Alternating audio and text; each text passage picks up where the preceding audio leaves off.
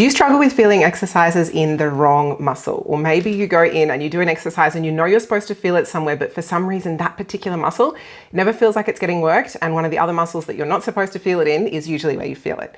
This is a really common complaint from people with Ehlers-Danlos and hypermobility. So today we're going to discuss some strategies that we can do to work around this or to overcome this. This will hopefully give you some strategies that you can apply in your own training. I've written this out as a 4-step approach, and the way that I've actually come up with these is if someone came to me as a client, this is the approach I would take. So they say, hey, I'm feeling it in the wrong muscle. I'm doing a hip thrust and I feel it in my low back, always in my quads, my hamstrings, my hip flexors. The first thing I'll get them to do is to demonstrate the exercise for me. Are we doing it with the right technique? I'm not saying that there is one perfect technique, but let's just say that someone is coming in, they're not feeling it in the right muscles. A good percentage of the time, the technique that they're doing is actually favoring another muscle. With Ehlers-Danlos and hypermobility, our bodies can compensate in really clever ways so that we really feel a different muscle working from what we're supposed to be using. Understanding technique, but not just technique, but technique for a hypermobile person and where those compensations tend to happen, that's the first thing that I'll look at. Now, in a lot of cases, this is going to fix the problem. Sometimes it won't. Sometimes you can be doing the most perfect technique, but you're still not feeling it in the right muscles. Again, Ehlers-Danlos bodies, hypermobile bodies,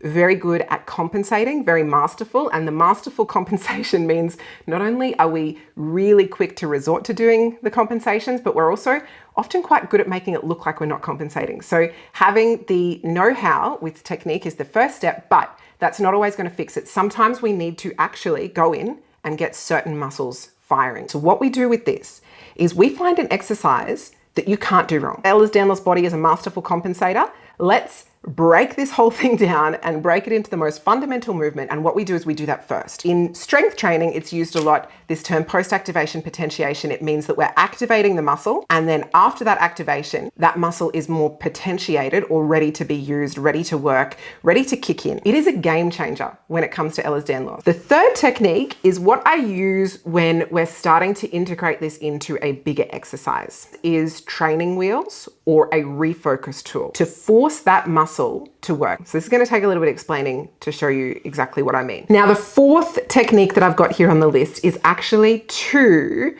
do another exercise. Sometimes we can try all of these things and we've done everything that we can, but we still feel the muscle in the wrong area.